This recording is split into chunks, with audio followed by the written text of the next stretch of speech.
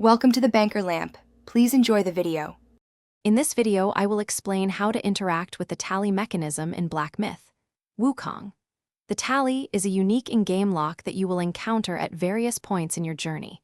It acts as a barrier, preventing further progress until you fulfill its specific requirements. Understanding how this system works is crucial for unlocking new areas and advancing the main storyline. It's an exciting challenge that adds depth to your adventure. To successfully activate a tally, you must acquire two very specific key items. These are known as the sternness of stone and the keenness of tiger. Think of them as two halves of a single key.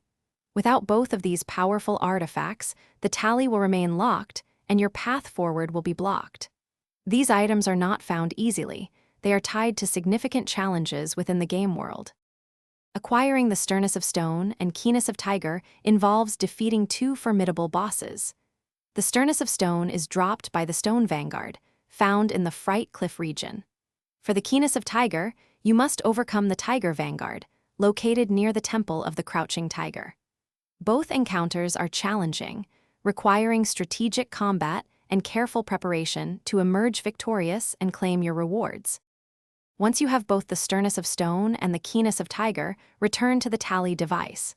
Interact with it, and the two items will be consumed, unlocking the sealed path. This grants you access to new regions, like the Windseal Gate, and progresses your epic journey. Remember, each unlocked area brings fresh foes and secrets, so stay vigilant and continue to hone your skills as the destined one. Thanks for watching. If this was helpful, leave a like and consider subscribing. See you next time.